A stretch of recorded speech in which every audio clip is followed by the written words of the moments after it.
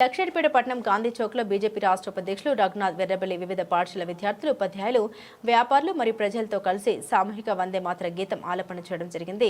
ఈ సందర్భంగా రఘునాథ్ మాట్లాడారు. స్వాతంత్ర ఉద్యమ సమయంలో ప్రజలందరినీ ఏకతాటిపై తీసుకొచ్చిన గీతం వందే మాతరం అన్నారు. భంకిం చంద్ర చటర్జీ రచించిన వందే మాతర గేయం స్వాతంత్ర ఉద్యమ సమయంలో ప్రజలందరిలోనూ పోరాట స్ఫూర్తిని కలిగించిందన్నారు. స్వాతంత్ర ఉద్యమ సమయంలో దేశం కోసం ప్రాణత్యాగం చేసినటువంటి ప్రతి ఒక్కరిని ఈ సందర్భంగా తలుచుకుంటున్నామని, వారి త్యాగాల వల్లే దేశానికి స్వాతంత్ర వచ్చిందన్నారు. ఈ కార్యక్రమంలో పట్టణ అధ్యక్షులు వీరమల్ల హరిగోపాలరావు, మండల అధ్యక్షులు హేమంత్ రెడ్డి, జిల్లా కోశాధికారి రమేష్ చంద్ జైన్, పట్టణ ప్రధాన కార్యదర్శి సామ వెంకటరమణ, మండల ప్రధాన కార్యదర్శి మంద రాజేందర్, సీనియర్ నాయకులు నరేష్ చంద్ జైన్, గుండ ప్రభాకర్, మాజీ జెడ్పీటీసీ ముత్య సత్తయ్య, రాజు గురువయ్య, కానగంటి మల్లయ్య, పాంచాల రమేష్, రాజమౌళి, బూత్ అధ్యక్షులు, సీనియర్ నాయకులు, వ్యాపారస్తులు, మున్సిపాలిటీ ప్రజలందరూ పాల్గొనడం జరిగింది.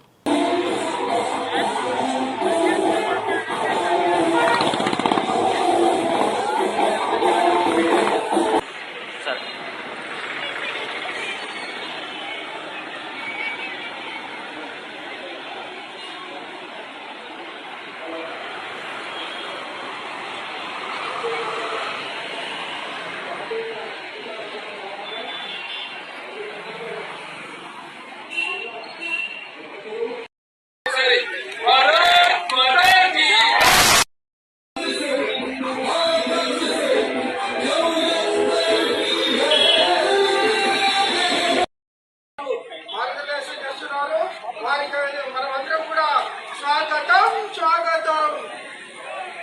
భారత్ మాతా కీ, భారత్ మాతా కీ జై జై జై జై జై జై మాతా,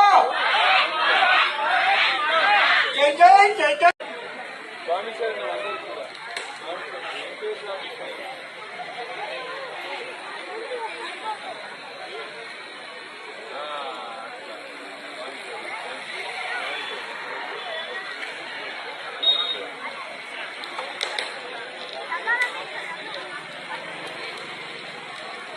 మాతర 150 సంవత్సరాలు వందే మాతరం.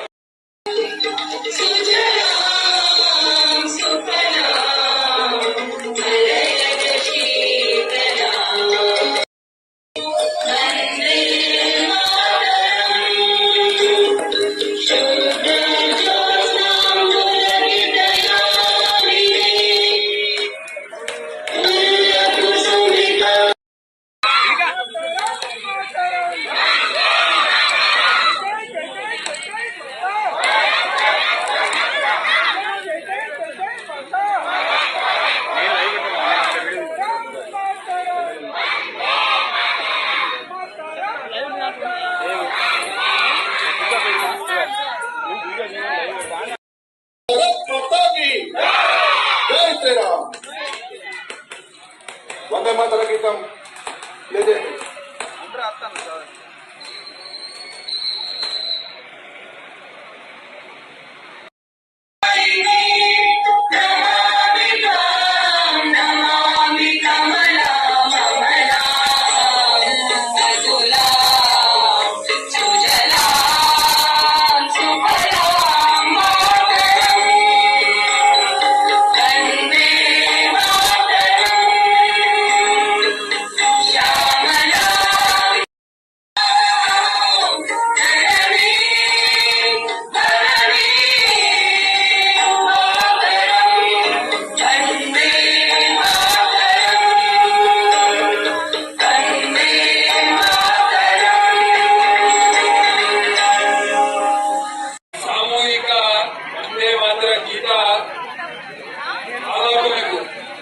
వచ్చిన విద్యార్థులు, వివిధ స్కూల్స్ నుంచి వచ్చిన ఉపాధ్యాయులు, స్కూల్ యాజమాన్యం, ఇక్కడికి వచ్చిన ప్రతి ఒక్కరికి, వ్యాపారస్తులకు, బీజేపీ నాయకులకు, ప్రతి ఒక్కరికి కూడా హృదయపూర్వక నమస్కారం.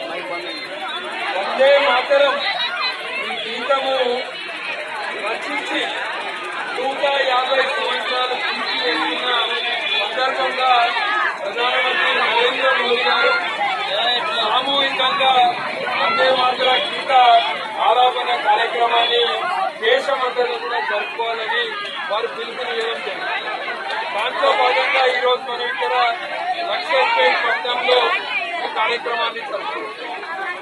వందే మాత్రం గీతం ఎవరు రచించారు? బంకిం మరొకసారి చెప్పు. వందే మాత్రం గీతాన్ని బంకిం చంద్ర చటర్జీ గారు రచించింది.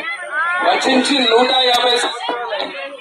150 సంవత్సరాలు పూర్తి సందర్భంగా మనమందరం కూడా సామూహికంగా ఈ గీతం పాల్గొనడం ఇయ్యాలి.